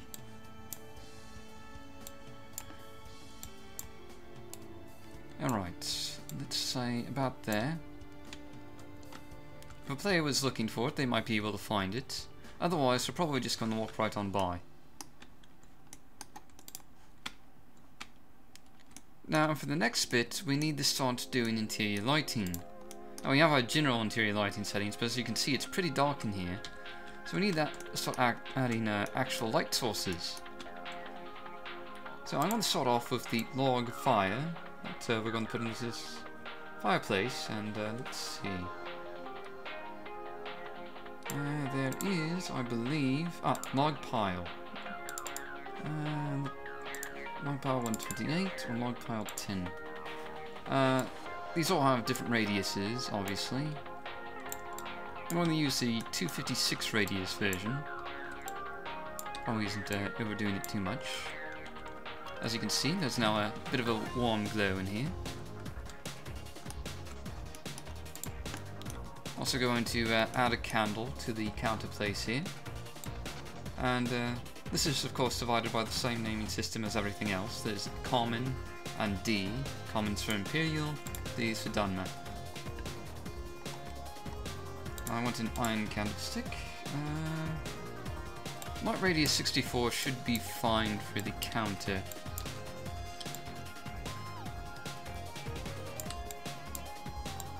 Decrease the size there. It fits a bit.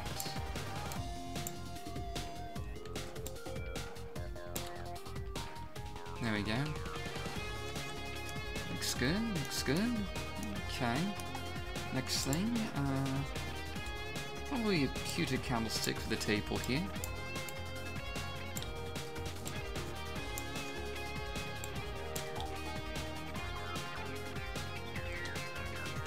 That looks alright.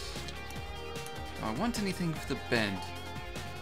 Oh, I can't imagine that this person reads in the darkness, so there should probably be a candle over here as well.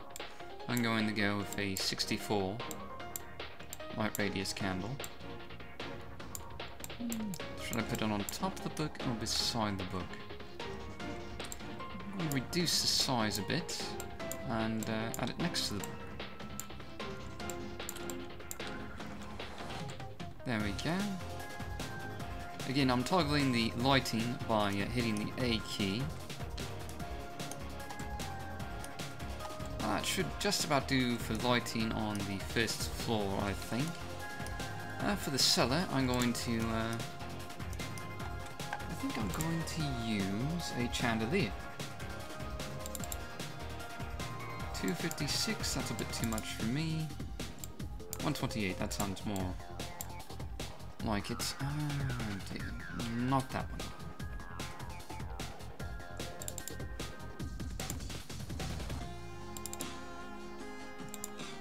What about this one?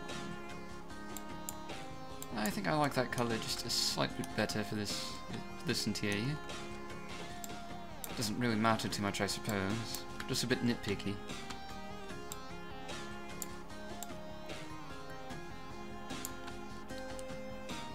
Go and add that there. Something I'm going to show real quick is that you can toggle the light radius for each light by hitting the L key. The L key shows you how far the light travels, so to speak. So our 128 chandelier here only travels, well, it doesn't travel very far at all, so we're going to have to add a few more light sources down here. It's going to be pretty dark. Let's see, I am thinking of a lamp, or lantern. We'll do a floor lamp, I think. This is light radius 128, that's about what I want.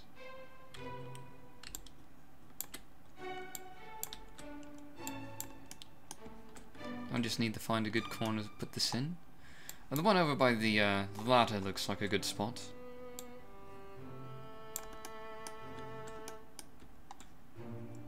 Not a whole lot of light down here. Just so the player isn't completely in the dark as soon as they descend. Looks good. Still need some light in the rest of the room.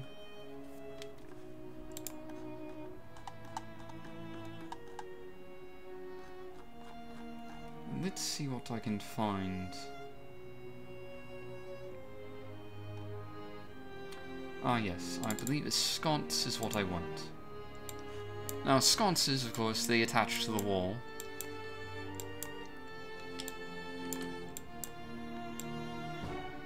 you can see I'm trying to do here. Probably going to put maybe 2 of these down here. Don't want them bleeding too much into the wall. That should about do it. I like to keep these at a particular universal height level. Right about there, I think. Now I want to put the other one over here next to the closet. So go into copy render, paste in place, and drag over here.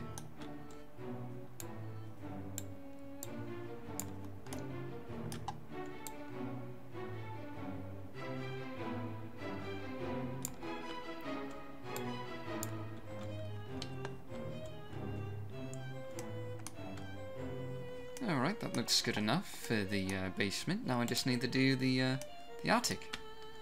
And for this, I've got a particular plan in mind. I'm going to use some ropes hanging down from the ceiling, and I'm going to attach some lanterns to them. Looks nice and atmospheric that way.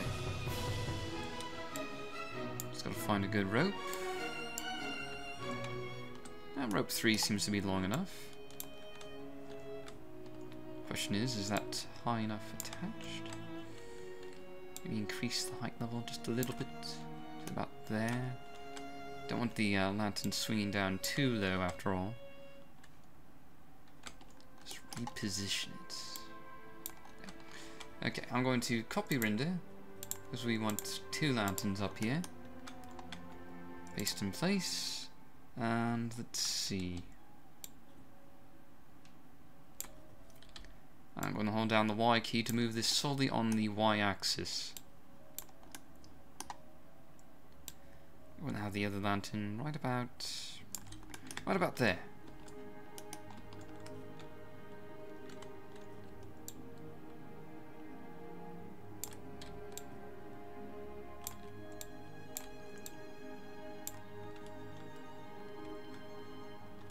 Okay, now to attach the lanterns. I'm going to use... I always did like the look of travel lanterns. They always look so atmospheric. Plus you can grab them. Which is not something you can say for every light source. Takes a little bit of patience to get this on the rope. There we go. There's our first lantern. Copy render. Paste in place. And we'll just drag that over here.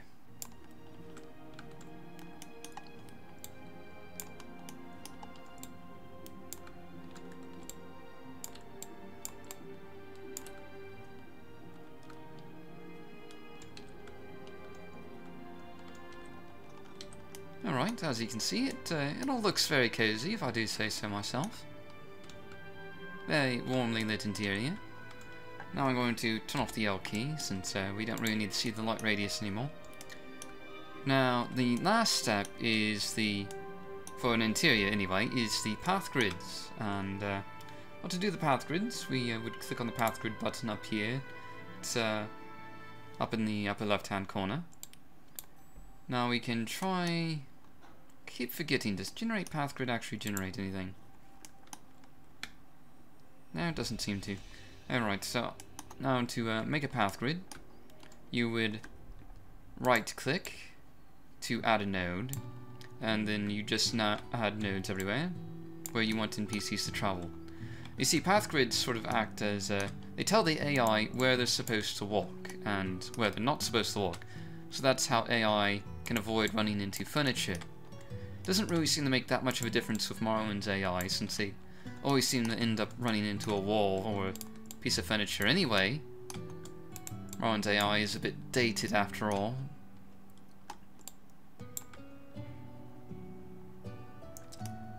Anyway, you would use the control key, you'd hold down the control key and select another node, left click another node to create a path. And so this tells the AI of which paths they have to travel on. More or less, it's basically a simplified explanation of what's going on. So the AI will only travel along these paths that have been marked on it.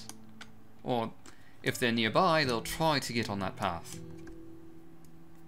Now, obviously, my nodes aren't exactly evenly spaced. You can try putting your nodes in more evenly spaced locations so that the AI travel in a more formally manner. I know sometimes when I'm in the grocery store, it seems like whoever put the pathing grid down there certainly made it very random, as people always seem to be cutting me off with their shopping carts. If it's a bit more evenly dispersed, you can cut down on that bit of chaotic nature, but I like a little bit of chaos now and then.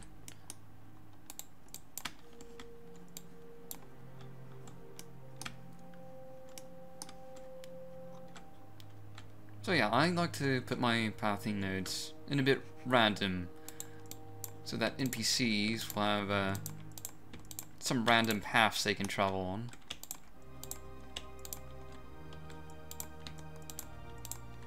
Just have to connect each node to where they belong. I'm not going to put any path grids up in the attic, mostly because I don't think any NPCs will be up there. And also it's a very, very small space. So honestly, I think it's better to avoid putting any NPCs in that general vicinity.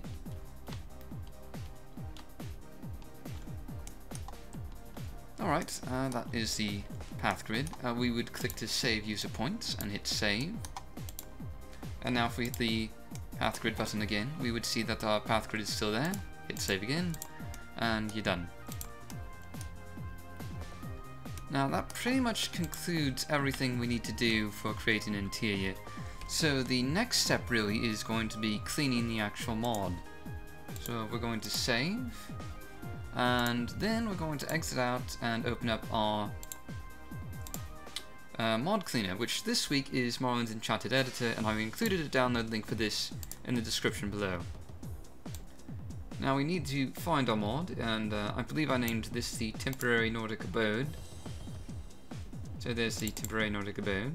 Now you can see it has 72 game settings, and every time you make any changes to your mod, it adds 72 GMSTs, and these are very game corruption if they're left in. So you need to delete those. So I'm just going to hit delete marked. Simple as that. They're gone. And I don't have any dirty references. I was going to add a dirty reference to show you guys how to get rid of it. But basically, you would just click on anything in any of these categories here, and then check mark them to delete mark. Same thing that we did with the GMSTs, and that's how you would get rid of any dirty references. Enchanted Editor is really quite handy because it shows everything that's going on in a mod in a very simple graphic UI format. It's really handy to have, and I highly recommend it. And to save our changes, we just hit save again, and we're done. Now the next step, of course, is to actually load it up in game and check it out. But first we need to activate it, so we're going to go down to where it's located. We want the Temporary Nordic Abode, double clicked it, okay, and now to test it out in game. Here you can see our house that we built in the construction set. Looks rather nice here in the swamps. Here's our docks. I don't mind Ebonholt in the background. My distant land isn't set very far. There's the rowboat we added. There's the house again. You can see the moss there on the side a bit. And here's our interior. Got a nice little dining space, the bedroom, and the food preparation area. All very cozy looking. And of course our attic. Again, very nice, very cozy, warmly lit.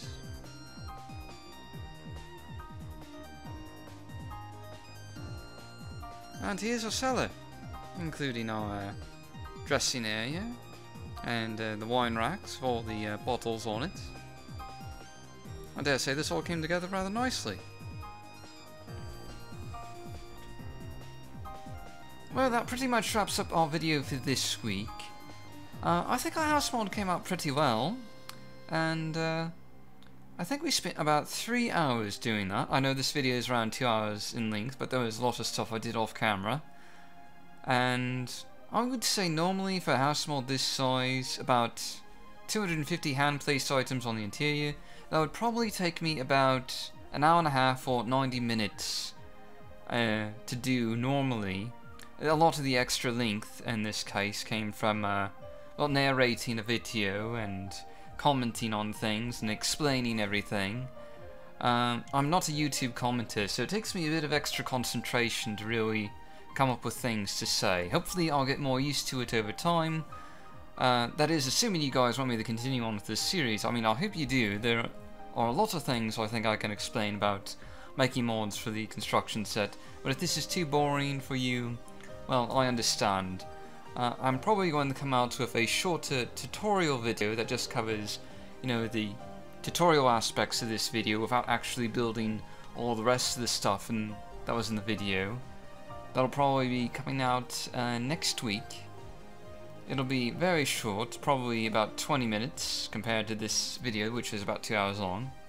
And anyway, if you guys do want me to continue with this series, do post your suggestions for what to cover in the next video. The next video will be in 2 weeks, on Thursday.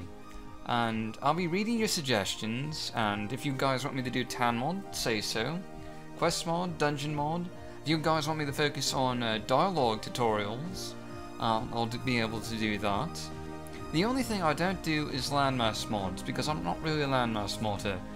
Melkor Dog is a great landmass modder. I am not. I'm terrible at it. So that's the one thing I can't really do. Just suggestions, and I'll be taking them, and I'll be building a mod from them, and hopefully you guys will be able to see that in the next video. Alright, well, thanks for watching. Do leave a like and subscribe if you enjoyed this video, and if you didn't enjoy this video, I understand. Feel free to dislike it, I suppose. And I'll see you all next time.